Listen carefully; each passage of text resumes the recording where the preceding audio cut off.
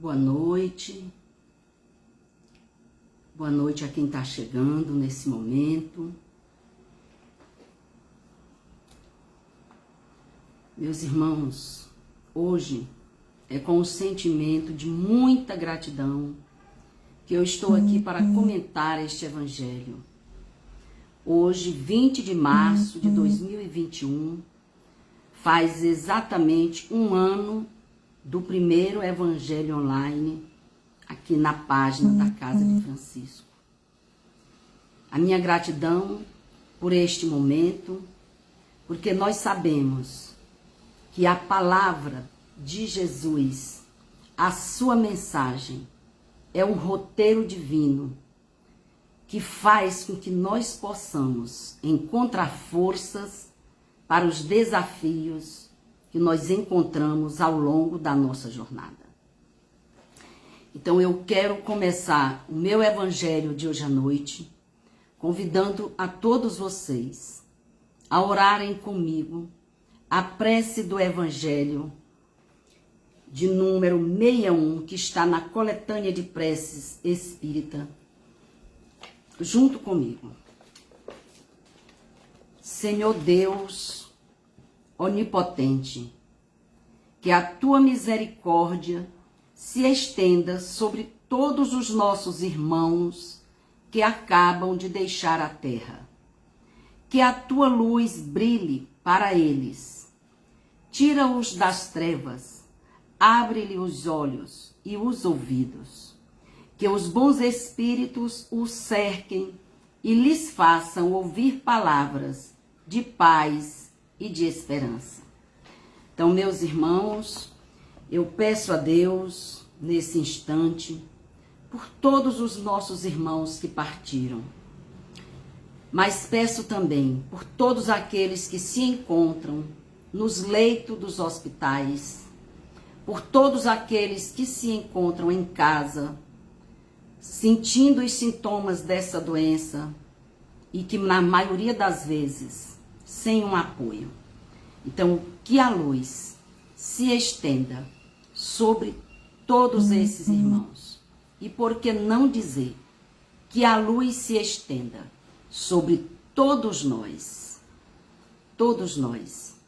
em especial pelos que sofrem, pelos que se encontram nesse momento desamparados e sem esperança. Que a luz possa brilhar para eles, para que eles possam enxergar novos horizontes. Assim seja. O tema que eu escolhi para comentar hoje à noite, ele está no capítulo 7, Bem-aventurados os pobres de espírito.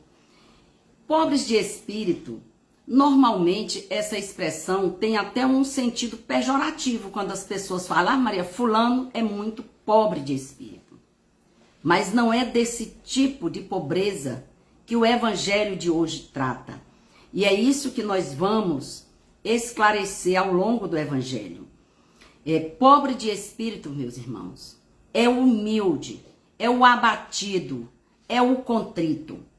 Nós vamos encontrar lá em Isaías, no capítulo 66, no versículo 2 do Velho Testamento, a seguinte citação: o Senhor diz, eu mesmo fiz o céu e a terra, e todas as coisas são minhas, mas eu cuido dos pobres e dos arrependidos, dos que me temem e obedecem às minhas leis. Então, meus irmãos, eu trouxe essa passagem só para que a gente verificasse que desde tempos remotos, essa palavra, né, os pobres de espírito, eles já são tratados, mas não nesse sentido pejorativo, mas no sentido realmente daquela pessoa que é humilde e que é contrito. Eu vou ler aqui o trechinho do evangelho. Eu escolhi para ler o último parágrafo, porque pelo tempo não dá para ler todos, então, mas em casa eu recomendo a leitura. Dizendo que o reino dos céus é dos simples, quis Jesus significar que a ninguém é concedida entrada nesse reino sem a simplicidade de coração e humildade de espírito. Que o ignorante, possuidor dessas qualidades, será preferido ao sábio que mais crê em si do que em Deus. Em todas as circunstâncias, Jesus põe a humildade na categoria das virtudes que aproximam de Deus e o orgulho entre os vícios que dele afastam a criatura, e isso por uma razão muito natural. Há de ser a humildade um ato de submissão a Deus, ao passo que o orgulho é a revolta contra ele. Mas vale, pois, que o homem, para a felicidade do seu futuro, seja pobre em espírito, conforme o entende o mundo, e rico em qualidades morais. Esse capítulo, né, o primeiro título é o seguinte: o que é o que eu vou comentar? O que se deve entender por pobre de espírito? Bem-aventurados os pobres de espírito, pois deles é o reino dos céus. É a passagem que está em Mateus, no capítulo 5, versículo 3. Esse é o tema que versa todo esse capítulo 7 do Evangelho. Que aí nós vamos encontrar outros temas, né, mais para frente, mas que todos eles vêm exatamente subsidiando essa questão. Por pobres de espírito, Jesus não entende, como está lá no Evangelho, os baldos, ou seja, os faltosos de inteligência, mas os humildes, tanto que diz ser para eles o reino dos céus e não para os orgulhosos. O pobre de espírito, meu irmão, é aquele que procura vencer seu orgulho e se submete às leis divinas.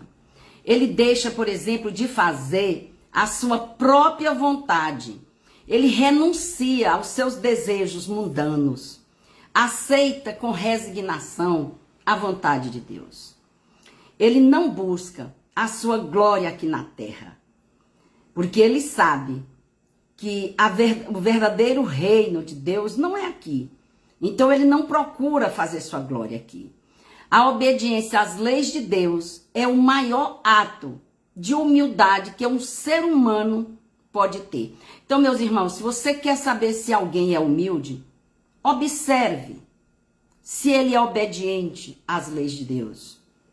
O humilde, ele não é aquele, por exemplo, que se menospreza, não é aquele que tem baixa autoestima, é aquele sim, aquele que se permite conhecer, que se permite crescer, que se permite trocar e compartilhar conhecimentos. Porque o orgulhoso já é aquele cheio de si, ele se basta, né? E bastando-se, ele não aceita instruções, porque ele não aceita novos conhecimentos. Ele acha que já sabe tudo, entendeu? Ele acha que não tem que aprender com o outro. E todos nós temos o que aprender diariamente uns com os outros, porque ninguém sabe tudo. E se recusam, né? Os orgulhosos, né, no caso, quando eles se recusam, por exemplo, a admitir esse mundo invisível, essa potência extra-humana. Não é que isso, por exemplo, esteja fora do alcance dele de compreender. É que o seu orgulho se lhes revolta a ideia de se colocar acima da qual não possam colocar-se, e os faria descer do pedestal onde se contemplam. Ou seja, o orgulhoso, ele se vê acima de um pedestal, como se ele estivesse acima das outras pessoas. Então ele não aceita que ele tenha a aprender com aquele irmão que está abaixo dele na sua visão. Concentrando sobre si mesmo os seus olhares, eles não os podem elevar até Deus.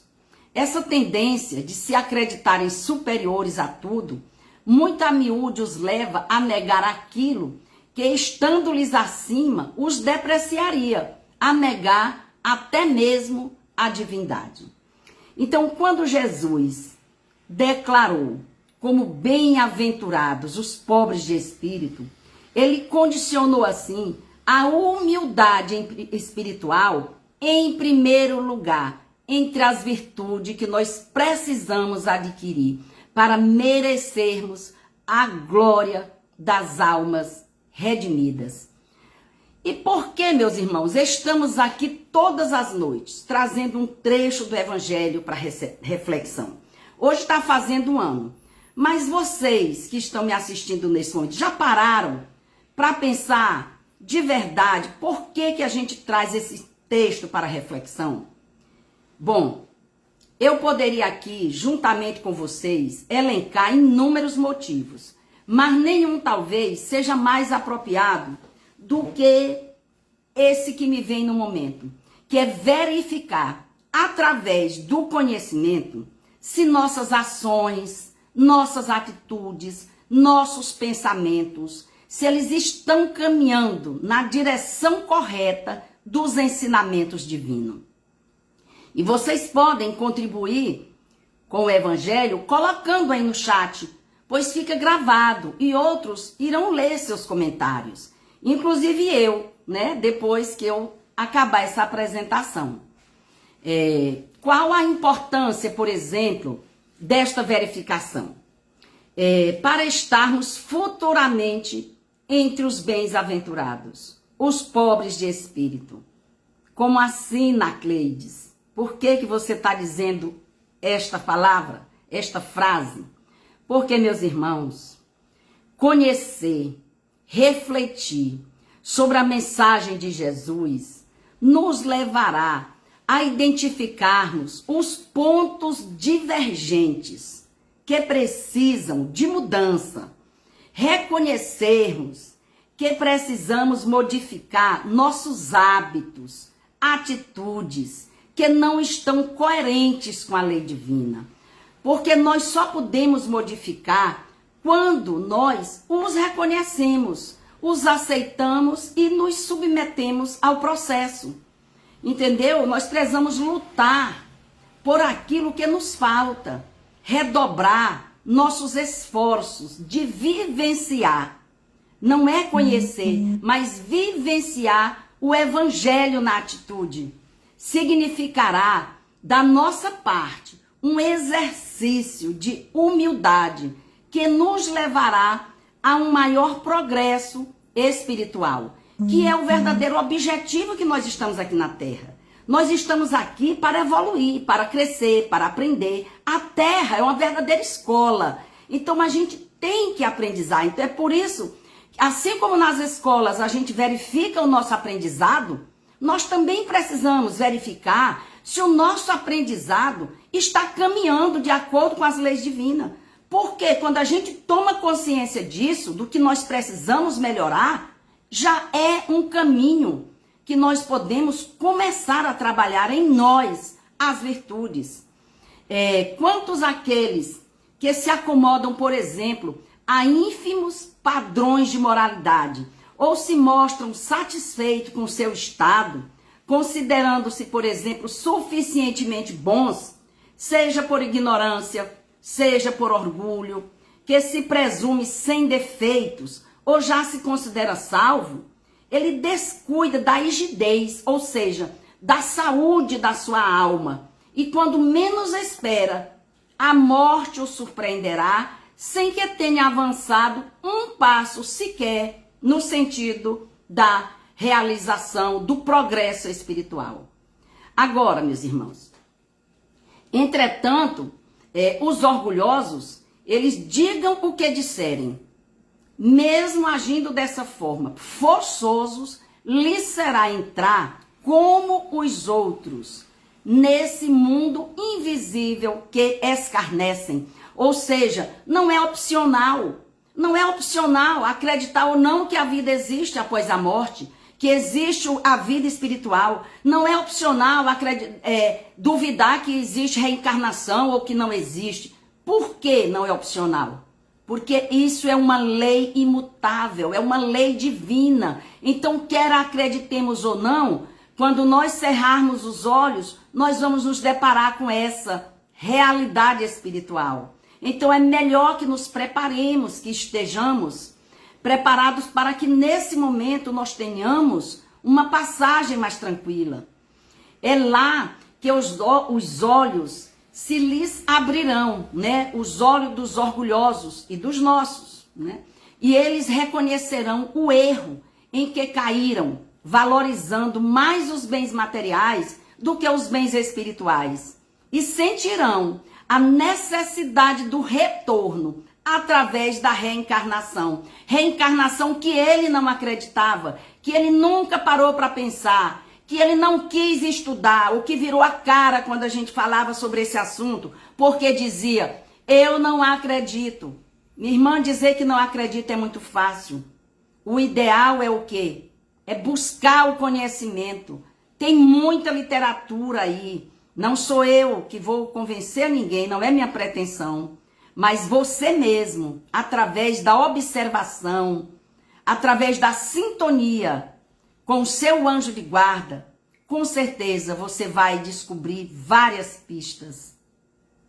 Deus, porém, é justo e não pode, por exemplo, receber da mesma forma aqueles que ele desconheceu a majestade e o outro que humildemente se lhe submeteu às leis, nem os aquinhoar em partes iguais, porque cada um é dado conforme a sua semeadura, porque a semente é livre, nós podemos escolher o que queremos plantar, mas a colheita é exatamente o que nós houvermos plantado. Deus quer, meus irmãos, que sejamos ricos de amor. Meditemos sobre isso, porque esta é a verdadeira riqueza, é o amor. Porque quando nós temos o nosso coração cheio de amor, com certeza nós já conquistamos as outras virtudes. Paz e bem, meus irmãos. Fiquemos todos em paz. Que Jesus nos abençoe.